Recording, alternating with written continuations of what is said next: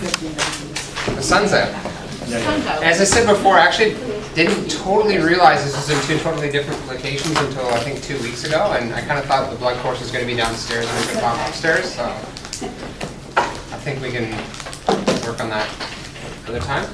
I did think it was probably valuable for, especially the physiologists, and thanks for a few coaches for showing up, just to go over a bit more of the background on lactate, because I think 99.9% of the sampling we're doing is, for most people, is lactate based, and there's a lot of misconceptions and a lot of truths that I think we can go through in the next little bit. So it's a small group, let's just be interactive, and if I say something to disagree with, just call me on it, and if you had other experiences, let's just put it on the table. I love this cartoon to start with, especially this one here, Darwinistic training, no plan, trial and error. Dad, how do they know the load limits on the bridges? They drive bigger and bigger trucks over the bridge until it breaks, then they weigh the last truck and rebuild the bridge.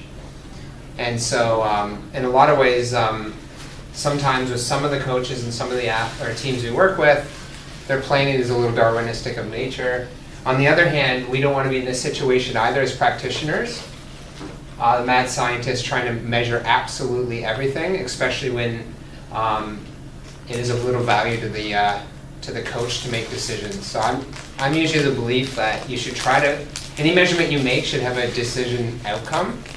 It might be stay the course or everything's fine, but it's not something that's just fun to measure. So you need that sweet spot of measuring actual outcomes and relying on sound experience. So in that regard, lactate is another measurement in the toolkit. And I thought I'd start with a few questions, and maybe, I don't know, I'm hoping no one's read the notes at this point. But is there times that increasing lactate always, or doesn't always track with increasing heart rate or rating of perceived exertion? We always think lactate goes up when heart rate goes up and RPE goes up. And generally speaking, that is true. When they're undernourished, when they don't have enough carbohydrate on board. That's good. Excellent. Totally agree. So what about the lactate, heart rate, and rating of perceived exertion at the end of a very hot Ironman Hawaii? Ironman Hawaii is an 8 to 16 hour race. By the time you're at the end of it, glycogen's incredibly low. Even if you try to do an end spurt, lactates aren't going to be very high. But if it's bloody hot, the cardiac strain and the RPEs are going to be through the roof. So there's a situation where you probably have a huge RPE, moderate to high heart rate strain, but pretty low lactates, getting back to what you were talking about with low glycogen. What about if you have a really fit athlete who is tapered and does 2 times 30-second wind gates on 2.5-minute rests? And you think about heart rate, RPE, and lactate again. Do you think we can dissociate the other way around here? Probably. Heart rate drop for some athletes when they're really fit after a peak effort can be pretty quick. But we know that peak lactates are 2.5 to 5 minutes after the cessation of exercise. So in this situation, I would estimate that if you had a pretty anaerobic glycolytic based athlete, you could have lactates over 8 to 10. But with a 2.5-minute break, for some really fit athletes, their heart rate might drop back under 120. So there's a situation where you have a low heart rate and high lactates. You get what I'm talking about. Does peak lactate actually go up or down during an all-out effort when rest and tapered? And that's up and down for that individual athlete compared to the middle of a training block. Anyone? So in a taper. So if you've done it all, it would go up. Bingo. When you're rested and you have a maximal all-out effort, you're able to push your body harder, you're able to go a little deeper, you're able to have neuromuscular capacity to drive the lactates up even higher. One way to measure lactate production or lactate tolerant sets in a taper is you better see those lactates going up during the taper. It's a good sign. So the key word here is sorry, Trent, you mean over time? over time, like if you did a series of those types of workouts over 4 or 5 weeks. Yeah. So the key word is peak lactate. Will actually go up during the taper. I've just said all that. So that kind of gets you maybe thinking a little bit about lactates. And first of all, it's not lactic acid. 99% of lactate acid produced, La minus, H plus, dissociates into lactate. So that's La minus. And it can be used as a fuel source. We'll touch on that a little bit. And then the H plus is the main culprit of why lactic acid or lactate has a bad rap. There's a whole host of biochemistry papers talking about whether this is a one-to-one relationship. We won't go into that. It's a bunch of people spend their entire academic careers to try and figure that out. Is it? I think it is. Yeah. Yeah. But it's the hydrogen ion that drives down pH in the muscle, and I'll get to what that does later. Most lactate diffuses out of the muscles. It can be taken up by liver, heart, kidneys. In the liver, gluconeogenesis, new glucose genesis. Lactate can actually be used and recycled as a fuel source during exercise. Dumps new blood glucose in the blood, not responsible for burning muscles. So, probably, I think I have 35 or 40 slides. We'll go over some biochemistry. We'll talk about lactate production and clearance. Why does lactate have a bad reputation? Testing and terminology, because that's a huge area of misconception. And then a blood lactate test interpretation. So if you're sitting down with athletes and coaches, and you're looking at values, there's some commonalities that you can probably learn from in terms of looking at assessing that. So, biochemistry.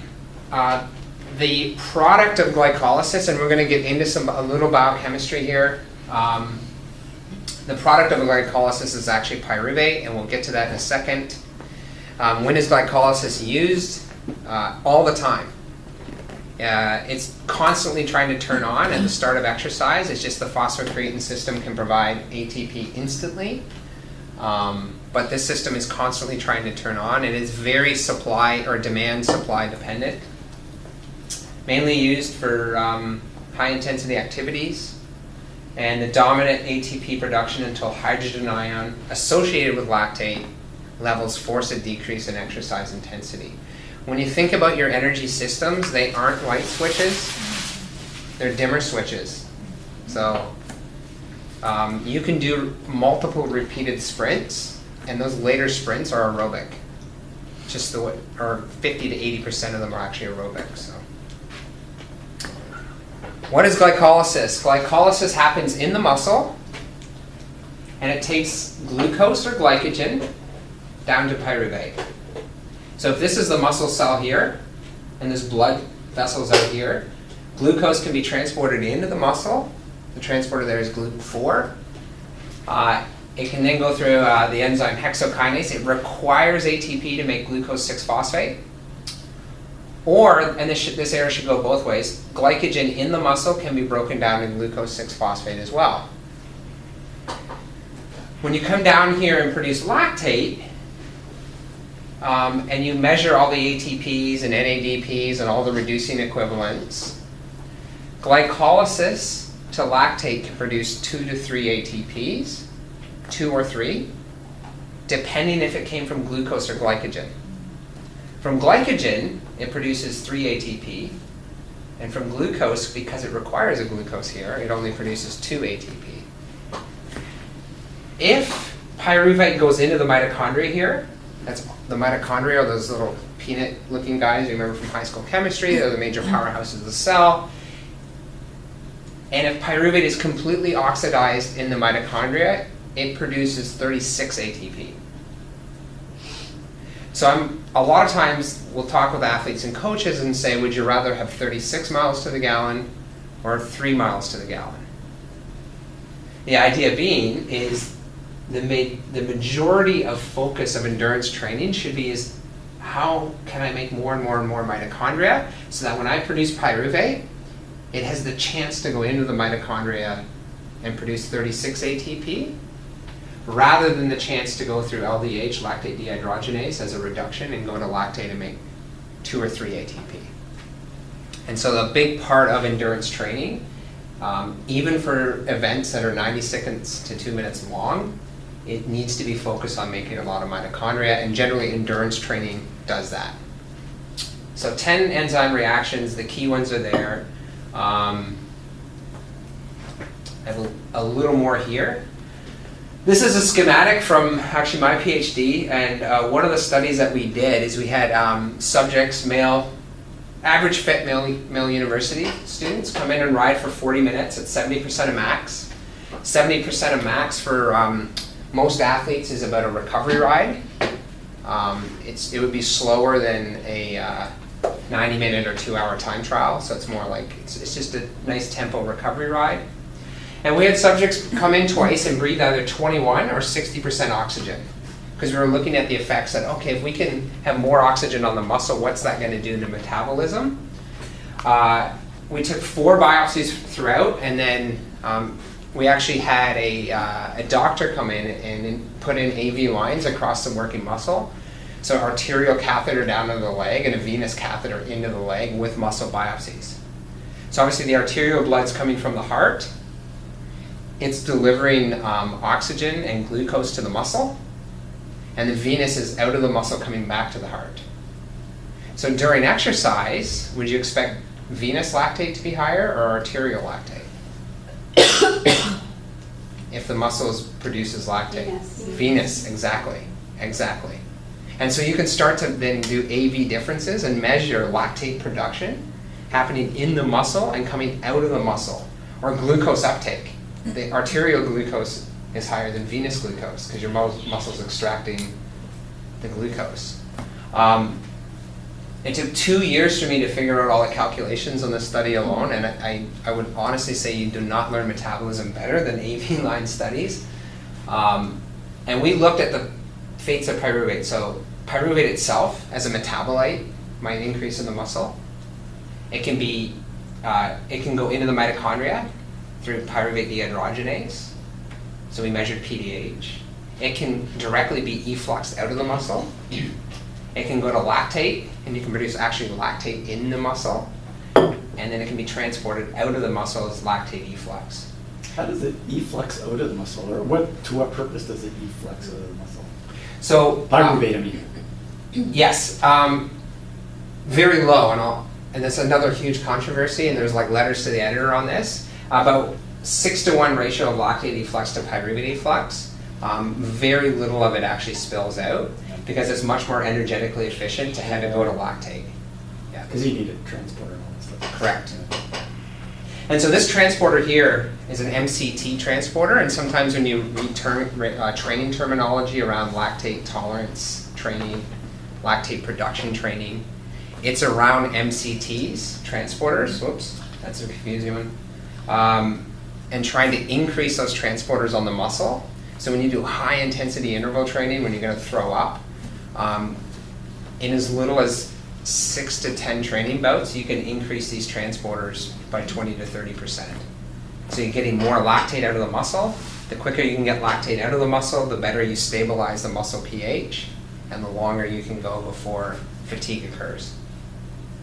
So in terms of major outcomes here, I will talk you through this. This is the AV line, in terms of lactate flux. If it's efflux, that means it's released. It's a negative value. The glucoses were all up here because they were positive. They were going into the muscle. And basically what you can see is we're just going to look at the 21% oxygen. I'm not going to confuse us today with the hyperox data. At the start of even easy exercise, and again because we had muscle biopsies, in the first 10 minutes, you see a large amount of lactate increase and a large amount of efflux. But already by 20 to 40 minutes, there's very little, the body equilibrates very quickly so that you don't have a bunch of lactate buildup in the muscle anymore, because lactate accumulation is in the muscle and the efflux is the gray. So the body's very good at getting lactate out of the muscle and tries to deal with it in the blood through bicarbonate and through gluconeogenesis. This is just another way to show it. The total lactate efflux versus lactate production accumulation in the muscle. Very little over 40 minutes. Everything is, the muscle's trying to pump the lactate out. Again, so you can when the lactate is transported out, it's transported out with the hydrogen ion. That's the key. So why is that really important? And why is high intensity anaerobic exercise, what are some of the properties to allow this to go on? So here's glycolysis again. And in glycolysis, you have these reducing equivalents that are part of reactions, such as NAD. And when you make lactate, you actually reproduce NAD. And so some people say during high intensity exercise to allow glycolysis to continue, because if this reaction continues and you run out of NAD and you can't resynthesize NAD, that enzyme will shut down. The enzymes need substrates to work. So by the fact that you reproduce NAD, which can be used farther up in glycolysis when you go from pyruvate to lactate, that's a very important step. And they call that cytoplasmic redox balance, needs to be maintained to allow anaerobic glycolysis to continue. So producing lactate also produces NAD, which goes back to here to allow glycolysis to continue. That's a really important part to remember. Buffering in the muscle, mainly carnosine, but also phosphocreatine. Carnosine can act as a sponge to buffer hydrogen ion. That's why athletes take beta-alanine. It can increase muscle buffering capacity. When lactate leaves the cell and goes into the blood, bicarbonate can act as a buffer. And so that's an important factor to remember. So that's the biochemistry part of lactate production. I don't know if there's any specific questions. That's probably the most confusing bit that I wanted to present. Anaerobic energy production is a capacity. It's limited. That's a whole other presentation for another day, but it's very, very fiber type and muscle development specific.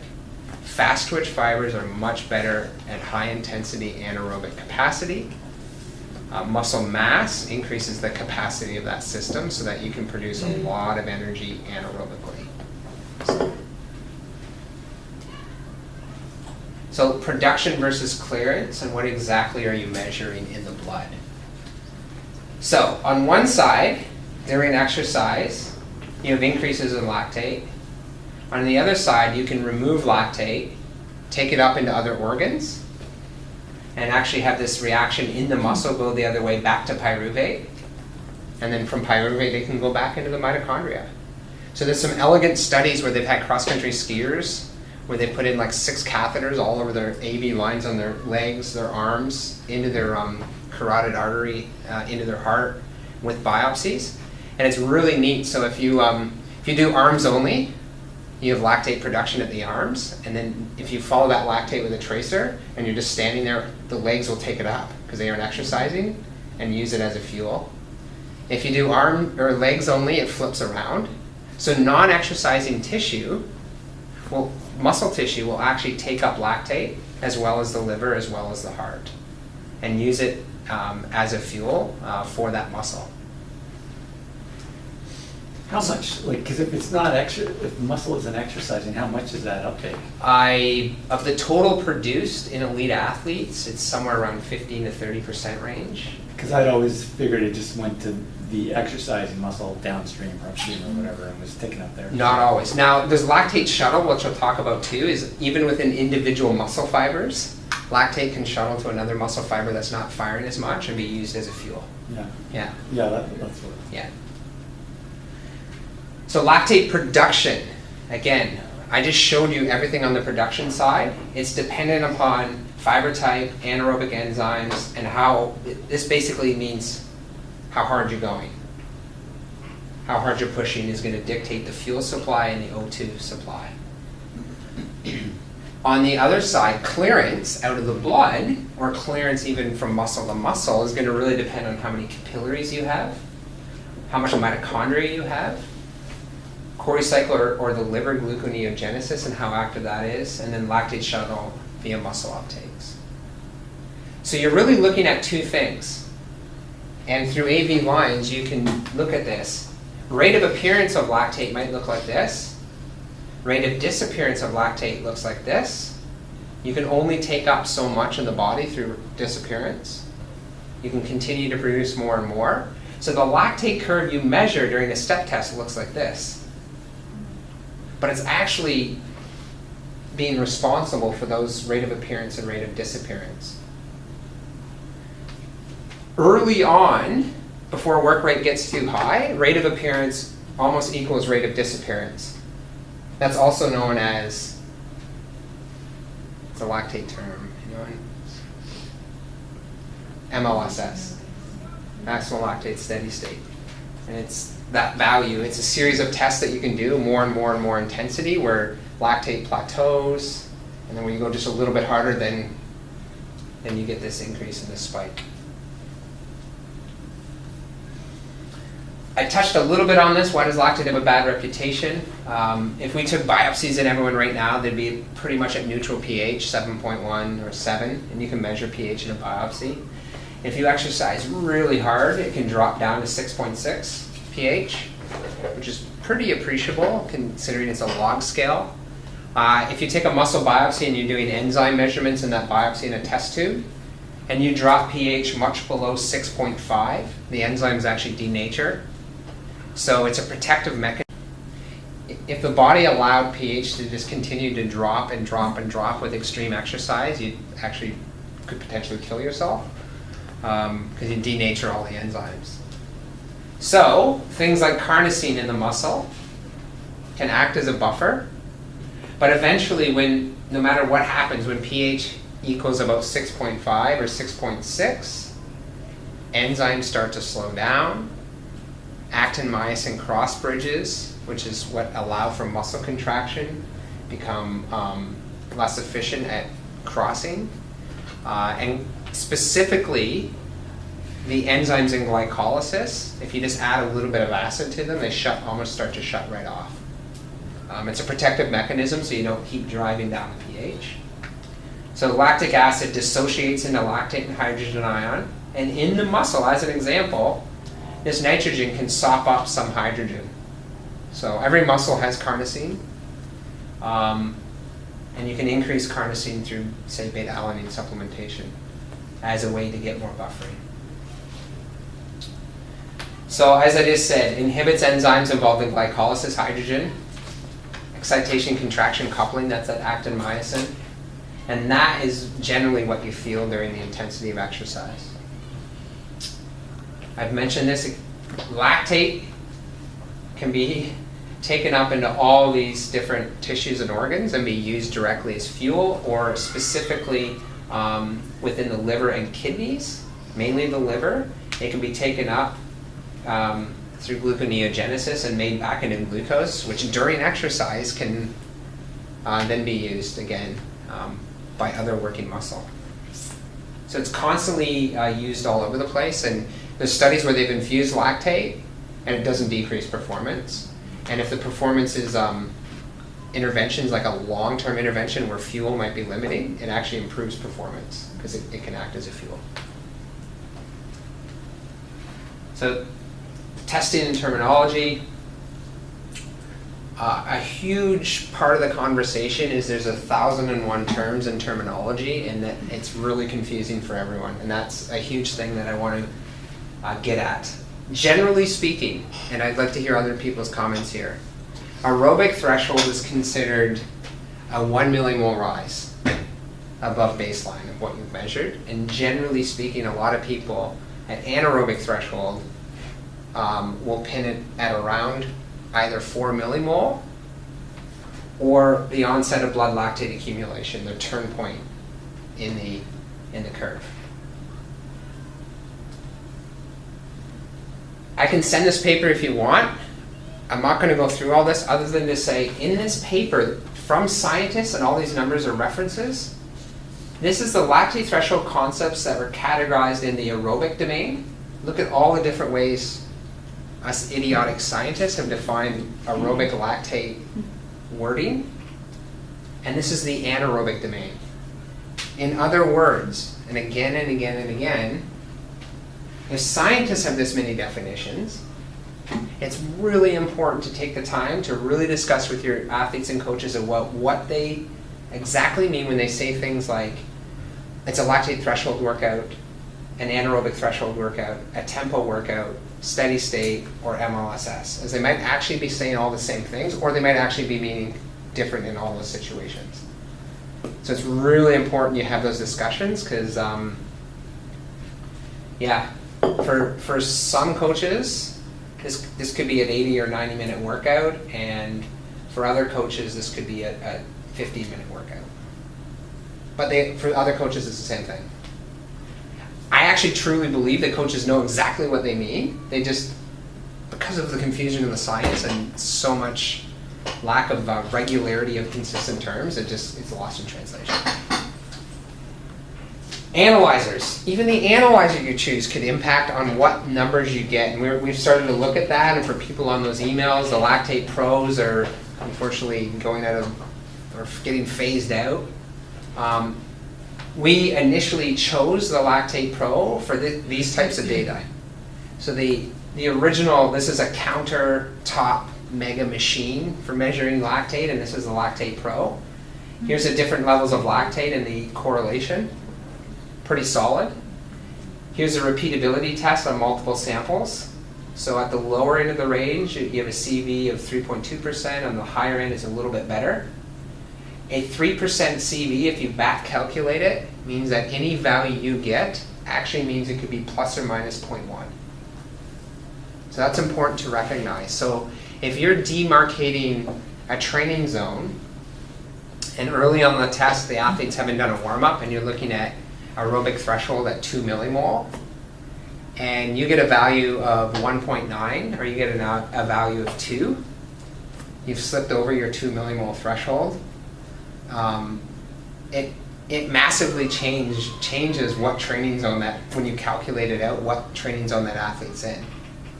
So if I saw something like, early at the bottom end of the curve, 1.5, 2, 1.9, 2.6, I would drop that 2 and make it into a 1.9. It's a blip in the rate. It's a blip, but because you've went over 2 and that's your zone, because remember, measurement sensitivity is plus or minus 0.1. Here's the Lactate Plus. So this is the difference in Lactate Plus versus the YSI bench analyzer across from 3 millimoles of lactate up to 13. Difference in lactate plus or minus 3 to minus 0.3. That's kind of scary. It's not 0.1. So what tool you use to make the measurements, because of massive implications in interpretation. What are the different protocols for lactate testing, especially for a ramp or step test? You can have continuous. Cycling usually uses continuous because at each workload, it's really easy for us, while you guys bike, to stick out your finger and we just get a lactate. In rowing, we can't. We have to use discontinuous. So we take either a 30-second or 60-second break, because they have to let go of the rowing handle to take the lactate sample. The stage duration of a step test really depends on your sport demands. And how long it takes to get into equilibrium, because you want to be in equilibrium. And so generally speaking, the more fit you are, the quicker you get into equilibrium. So if you're doing large steps, it's going to take like 50-watt steps. It's going to take longer for your metabolism to get into equilibrium, and therefore you might do 5-minute steps. 20 or 30-watt steps, maybe 3-minute steps. Test duration. Sometimes we try to combine lactate step tests with VO2 max tests. Generally speaking, if you're doing 3 to 5-minute steps during a lactate step test, and you're putting in the mouthpiece, your true VO2 max could be 5 to 10% higher if you just did a VO2 max test and got them right up there. They tend to exhaust more from muscle fatigue than cardiovascular limitation, because the step test is pretty long. And then 3 main reasons for just testing lactate. This is again, off the top of my head, and you guys might add to this. 1, testing if a training protocol has been working. So if you did a lactate step test curve, that's one reason.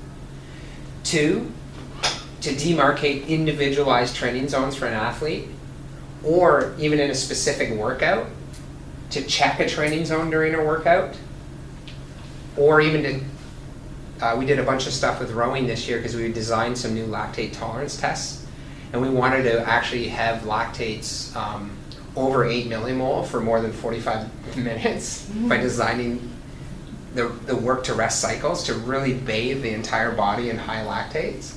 So throughout that first workout, we just took random lactates, and we're like, yeah, we're on the right track here. It's above 8 almost the whole time.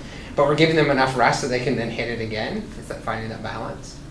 And then number 3 is when it makes sense, you might have test set workouts. And when used in combination with wattage or time, in combination with RPE of the athlete, and in combination with heart rate, all 4 of those things can start to give you a metric of fatigue and adaptation. Lactate on its own is dangerous because if you're overreached or overtrained, or you're not eating enough carbohydrate, and it's an aerobic test set, the lactates are low and you think you're on the right track, and you might not be. So I think everyone's seen a lactate step test. Lactate goes up as exercise intensity goes up. This is an extreme example. You never see anything this impressive usually. I just did it so it's easy to see. In terms of pre to post training, usually looks more like that. And usually post training lactates will go up, and again that's pretty high. Here's what a step test might look like in rowing. At each step, 180 watts, 210, 240. Lactates are pretty low, and then you see them start to spike up here. And then the way the heart rate responses is in the background. So heart rate's very linear. If I plot lactate on top of here, it's exponential. So then you can go through these tests. Here's a rower. You won't care, this is Matt Jensen. His data, and his best test ever, 14th of Feb 2012. Then you can take that data, figure out where your training zones are, do some math, and come up with, for Matt, some of his training zones. His heart rates, his lactates, his approximately power outputs. Isn't there a point though where the heart rate starts to, isn't that the Coney phenomenon, right? Where the heart rate starts to plateau with your lactates are... It does, and so I'm going to get to that. Heart rate and lactate both have limitations. Wattage is so beautiful. It's just we don't have that for running, so training by watts is a really nice way to get around those limitations. Yeah. Even what the athlete chooses to eat prior to the lactate tests can change the lactate curve. Here's a paper a few years ago on acute carbohydrate ingestion affecting the lactate response overall. So the dark black line is when prior to the test they took in carbohydrate sports drinks, and the light line is when they just took in water. So you get different lactate responses, especially on the peak end. So there's the peak there versus there. So you get higher lactates when you ingest the carbohydrate? Exactly, yeah. It's because you end up with more glycolytic flux and more spillover from pyruvate to lactate. And it seems more pronounced in the women. The men's peak is right there, it's the same, and on the bottom end it's a bit higher. On the women, it's their peaks are... And they didn't do performance stuff at the same time? No, they didn't, no. So, that's basically saying, therefore pre-test beverage ingestion should be standardized. This just came up, 2 papers last week on the time of testing, a 20% increase or 1.3% increase in time trial in the evening. So if you test between 5 and 8 o'clock compared to the morning. And with that, there's all the same things where anaerobic capacity was 7% higher, oxygen consumption and VO2 max was higher in the evening versus the morning. So just standardize. If you can always test in the morning, always test in the morning. The order that you run your athletes, even in the morning, try to keep it the same. Here's another one, same thing. These two papers just came out. The 2K rowing power output was 3.2% higher at 4 in the afternoon than at 7 a.m. And then reproducibility. This is a neat paper that came out in 2012 that I think we should talk a little bit more about as a physiology group, and maybe get Ryan on board to help make us an easy calculator. They took 11 fit subjects, 3-minute steps at 50 watts to exhaustion.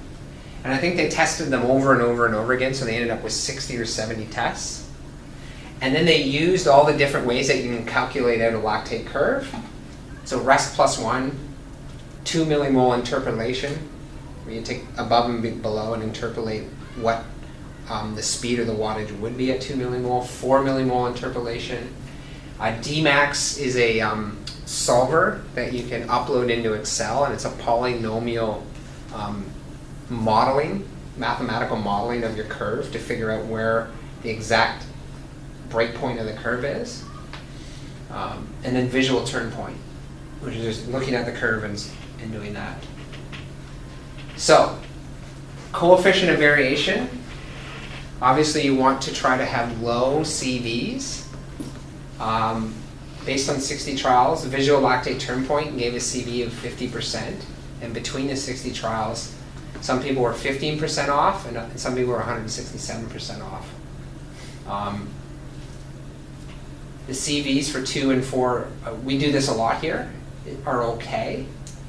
Dmax, because it's mathematical modeling of the curve, for that one value is by far and away the best CV. So this paper went on and said, if you test someone and you're looking at their power outputs at these different spots, how can you be and you show an improvement over training. So you've done 6 months of training or 3 months of training, and at 4 millimole lactate, you get a 30 watt improvement. What percentage can you actually be sure that it's real versus just measurement noise caused by the different types of methods that you can interrogate the curve? So, if you had an individual athlete that improved their Dmax, their exact turn point, by 20 watts, you can be 81% sure that that's a real finding. If it's 30 watts, you're 98% sure. If it's visual turn point, you're 17% sure it's real, and 8%. At 2 and 4 millimole, you're in around 25%. So until an athlete's up around 50 watts, are you getting a little more confident that it's real? Now, this is individual athletes, and I think we could come up with a solver for if you had a group of athletes of 10, because then with 10 athletes, you might only need to show a group change of 10 or 20 watts to get high levels of confidence in 2 and 4 millimole. But perhaps what we should do for asking the single question of whether or not a training adaptation has occurred, maybe we should just do the Dmax, because it's highly sensitive. As an overriding quality control check, we can always go back to the other approaches to demarcate the training zones. So what you've always done. But if you have an athlete in, and you know their Dmax from last time, and then Dmax from this time, and they have a 30 watt change, you're like, yeah, I'm really sure that that's a good adaptation.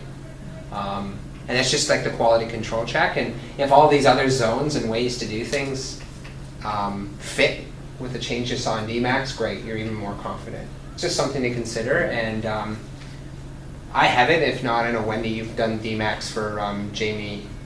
I think Jamie's the triathletes. Yeah. You just have to insert a solver into Excel. Just put your data in the solver, hit a button, and it spits it out. Well, Sid does it too. Sid does, yeah. And Sid does it. Yeah. Yeah. So.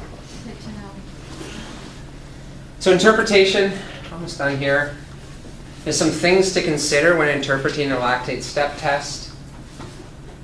Everything down here can be indicative of changes in aerobic development and capacity, so the lower lactates on the low end of the curve. And these are the types of potential changes that can change in this low end of the curve. More mitochondria, so think about it, lactate can go into the mitochondria so you aren't producing it. More capillarization, cardiovascular development, as well as neuromuscular endurance, and maybe even some changes in fiber types. And then economy and efficiency of the movement. That's really important. I'll touch on that later. It's really hard to change this into the curve much because you're at a basement effect. You can only expect to move this over this way, right? Like 1 millimole is 1 millimole. It's not going to go any lower than that. So on the high end of the curve, maximal aerobic power and peak lactates is more indicative of an athlete's ability for lactate tolerance or buffering. Again, fiber type, fast twitch, economy of high-end movement skills, and as well a little bit on the aerobic side, but it's a little bit of a shift.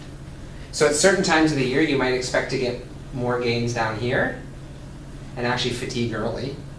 And then later in the year, if you've switched to more anaerobic training, you might expect hope to hold on to this and it doesn't erode, and then your top end actually goes higher. So ideally, you want a curve that's really low for a long time and then goes through the roof. Because then you have an athlete who's very aerobically adapted and has a lot of anaerobic tolerance. But they're intimately linked. What happens down here will allow the athlete to go higher on that end. So what impacts this curve and what are things to consider? Acutely, what's the athlete's hydration status, especially if you're combining heart rate with the test, because heart rate can massively change with dehydration. Glycogen stores, low glycogen will result in low lactates. Recent fatigue, stress, muscle soreness, coming off a very hard training camp or stress in life.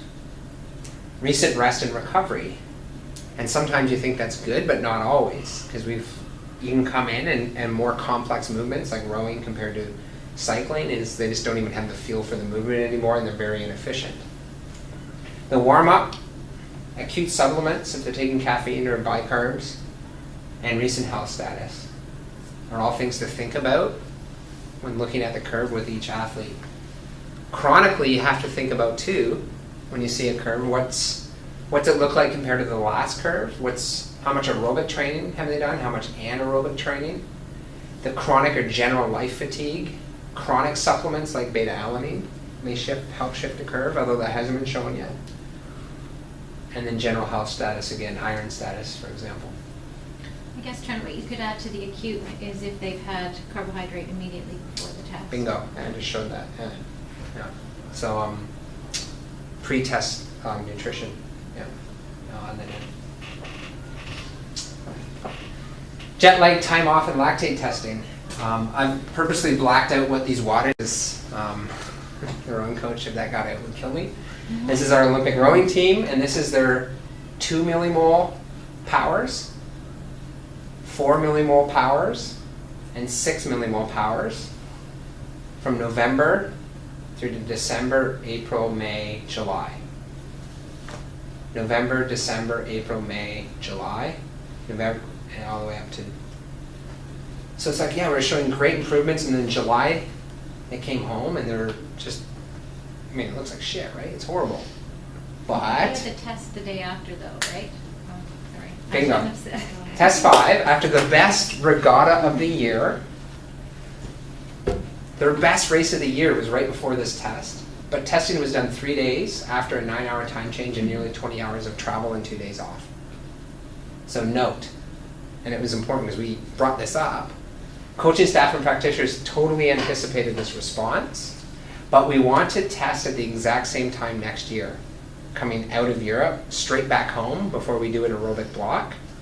So then next year, when we do this exact same thing and we have our power outputs, we can make a direct comparison under that same situation, same conditions, and hopefully we expect them to erode, but if they're up here compared to this year, we're ahead of the game.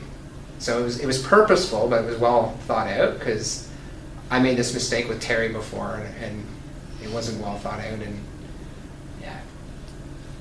So from a year-to-year comparison, maybe, but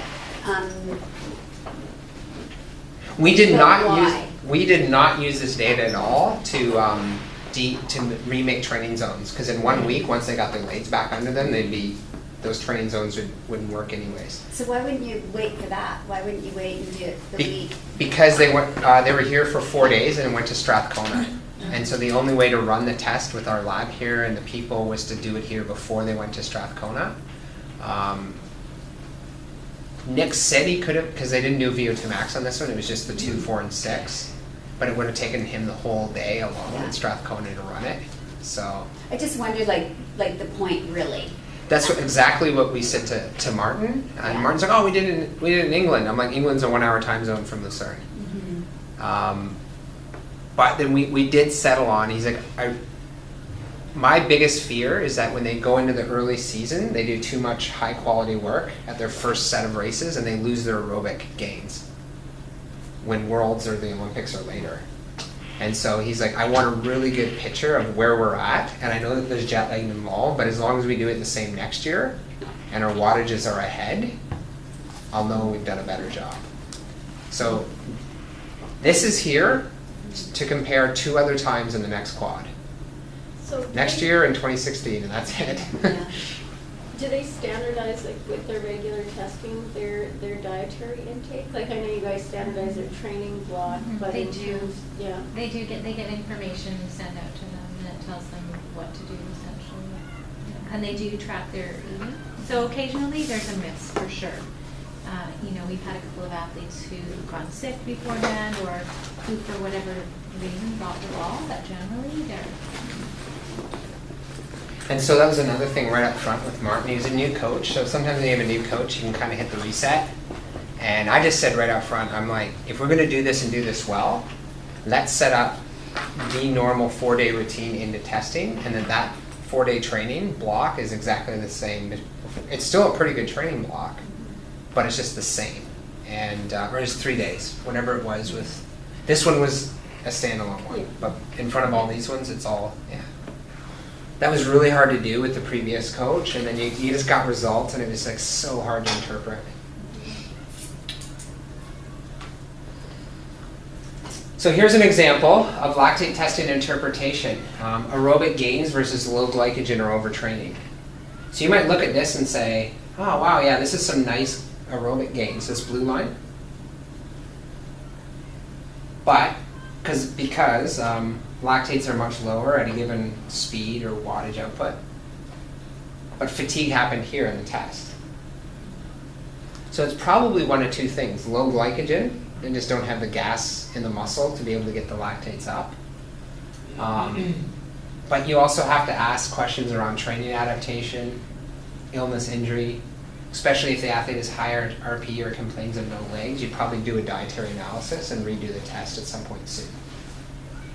Conversely, if training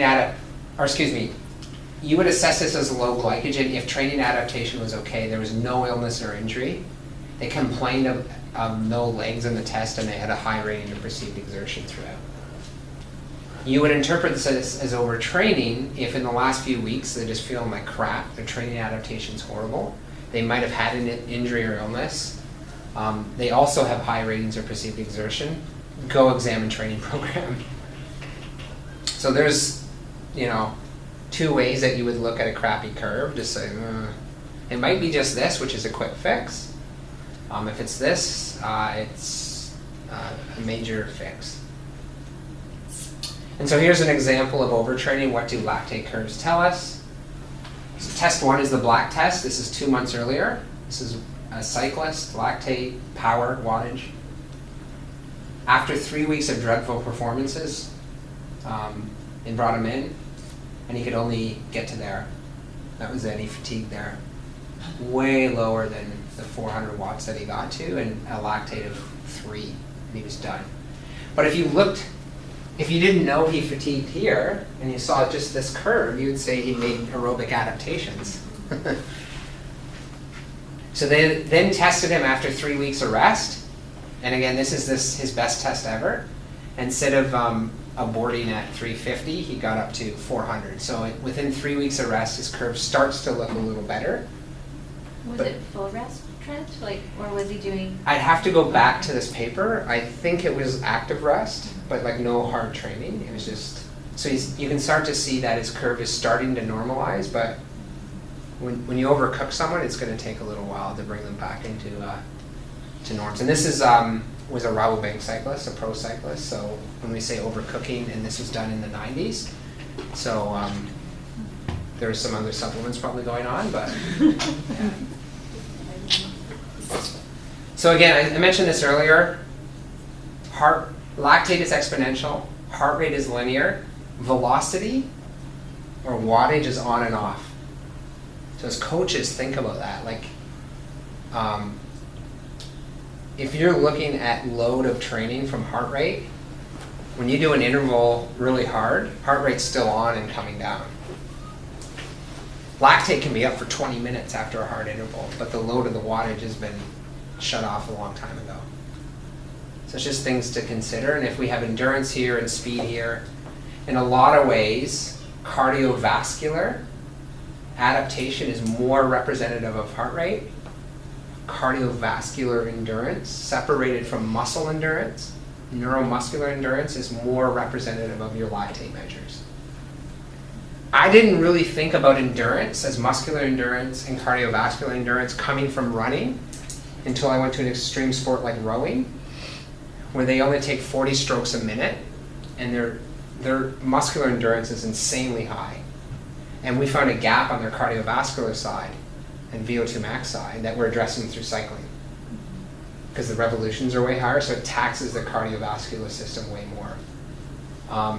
Runner's muscular endurance is dreadful compared to a rower's muscular endurance, for example. So heart rate is going to be more representative of adaptations in cardiovascular load, and lactate more representative of what's going on in the peripheral and in the muscle. They are linked, but not always. So, last thing, blood lactate can be a great indicator of muscle metabolism and neuromuscular demands. When sampled correctly under ideal conditions with tight controls, I believe it can provide worthwhile measurements of adaptation and progress, and to help establish training zones. To help prevent false positives or false negatives, interpretation of lactates, be sure to collect other information: athletes' power, velocity, ratings of perceived exertion or fatigue, and heart rate. And then was there any other things that we want to touch on regarding lactate sampling in athletes, or is that good enough for today? I think we're going to touch on some of that tomorrow morning. Yeah. Yeah. Yeah. Cool. So Any other questions on all Any that? questions, Does that I guess? help a little bit to bring this all together, or yeah? So you're gonna put those slides on the L drive, Trent? Sure. Yep. Yeah. No problem. Yeah, you guys can have them. I think they were in and the Noah, meeting request. Noah emailed them all out to everyone as well. They were The in actual meeting. slides are in the meeting request. Yeah. Yeah. So you can. Or a PDF of the slides. Yeah. I think he sent the slides. Yeah. Okay. Yeah. That's cool. If you want the slides, just email me. I'll send it to you. Yeah. There's hopefully some concepts there that you've heard before, but there's maybe a bunch of new stuff, and mull it over. And if any of you guys have questions, just ask me or ask Liz or Wendy or some of us that have been around a little longer. You had a question, Paula? Well, it's just, I just always question, what is a change? Like, what if, when you are testing the rowers, what would you consider, like, confidently saying has been a training adaptation?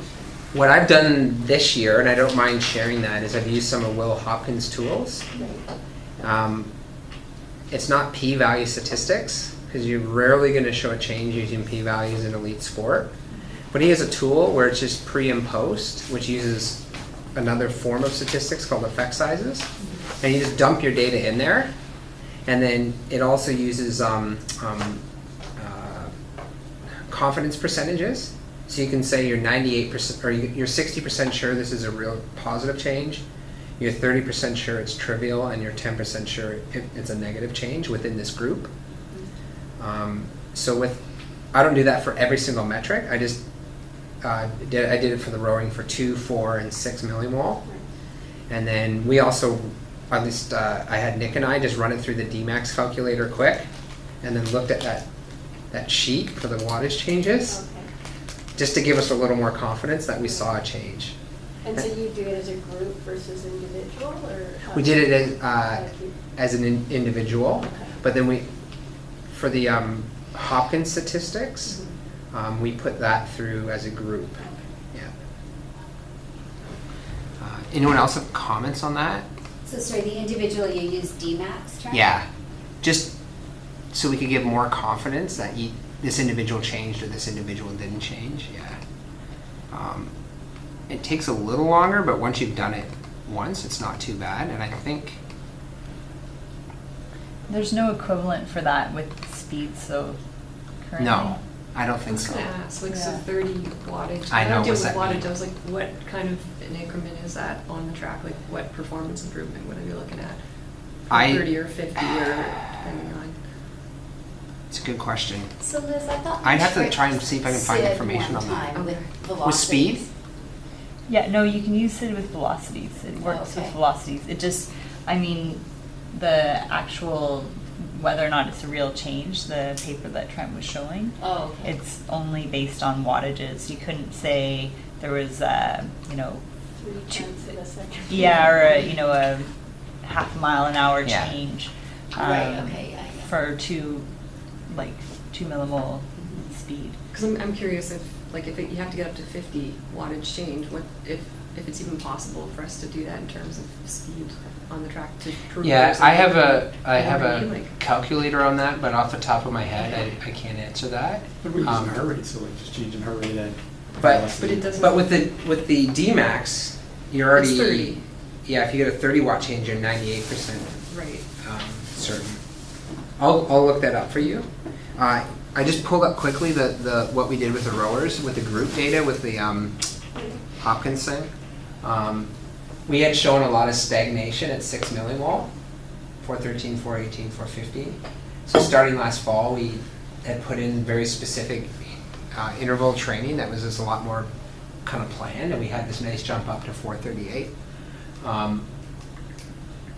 They generally the same athletes all the way through, Trent? Yeah, yeah. This is the average of the, yeah, almost all of these are all the same athletes. So this is what it looks like with Cohen units. So from going from 415 to 438, it actually has a p-value that was statistic for the group. We're actually 100% confident that was a positive change because this is such a big jump. 0% trivial and 0% negative. It gives the effect size 1.10. So a moderate to large effect size is 0.5 to 0.8. So this is extremely. So I mean, with that jump there, we were. There's no question. There's no question. Yeah. So as a group that Cesar does this with all their performance testing with women's soccer too, just runs it through this little thing, and it does help your interpretation a little bit, and it takes. Same with the DMAX calculator. You just put it in, and it tells you what it is, and There's no Yeah. interpretation. yeah. So those are ways around it. I wanted to take that again that paper. I'll just pull it up again. So it's a pretty important one. Is it me or is our computers work slower than ever? Where is it? Right there. So this is no. Again, these are the individual, but I'm pretty sure if Ryan and I sat down and looked at the stats of it, we could make a calculator like this, where you just insert the number of athletes you've tested and the wattage change, and then using each of these things, you could, as a group, your group data, you could then, and as a group, if the whole group moved 10 watts and you were using DMAX and you had 10 people move 10 watts, this already might be 99%. Yeah. I'm going to look up the velocity for you. I've been just an anecdotal question, but is there, you're talking about confounding factors, just thinking in terms of long-term testing, is there any sort of long-term adaptations that happen because of age or because of like time into training life? So is there a window to train that system and suddenly things become more aerobically based, either because there's some enzyme or mitochondrial change over time? So And I say that because I seem to see it. at age 25 to 30, in that range, you're going to peak with all your androgenic-based hormones, which are directly linked to fast twitch fiber typing and muscle carnosine content. There's a paper that showed that really elegantly, where your hormones go up and your carnosine throughout your life goes up, And after age 30, it just starts to wane. And muscle carnosine, this lab is an indirect measure of fiber typing, type 2 fibers, highly correlated. So now we can do fiber typing just using magnetic resonance MRS or MRI by measuring carnosine as a representative of the fiber type, because almost all the carnosine in your muscle is in type 2 fibers. And so long story short is the top end of your curve, probably after age 30, is going to start to wane. And in some athletes, maybe late 20s already. But there's some neat studies on the old kind of veteran cyclists that are 45, 50 years old, and on the aerobic side, they're still absolutely world class. Yeah. The other thing to consider is the contraction rate of your sport. So in rowing, it's only 40 strokes a minute at race pace, and they train down at 20. So it's a very low neuromuscular demand. And a world-class sprinter takes 210 steps a minute, where they're dissipating power at under 100 milliseconds, right? So when your fiber typing starts to wane, it's going to affect a sprinter way earlier than a rower. I think rowers could be world-class until they're 40. There's just no money in the sport, so everyone thinks that they peak in their late 20s because there's just no data. Yeah. So those are the things, major things when you age that you think about. Yeah, I'm thinking specifically with lactate. It just seems at some point, it's almost like the system's been in that for too long, and it seems to almost like it's a no-go zone. Yeah. And female athletes particularly seem to sort of shift to a more aerobically based. So I worked with Clara Hughes in her cycling comeback, and so she had lactate step data from 10 or 12 years or 15 years earlier, and then she made that comeback. And within 6 months, her 2, 4, and 6 millimole zones are as good as they'd ever been as a young athlete, but her top end was 25 or 30% lower for peak lactates. And it was this huge debate then with, there's Chris Rozansky, do you know that coach out of Montreal? Yeah. Howard Watts? Howard Watts, yeah. Do you feed the baby the bottle? She loves the aerobic zone, or do you try and correct the anaerobic zone? And then the question comes back is, where are you going to get more bang for the buck on performance? And in 45 minutes of time trialing, I'll take aerobic any day. Yeah. So cool. Thanks, Trent. No problem. Yeah, thank you.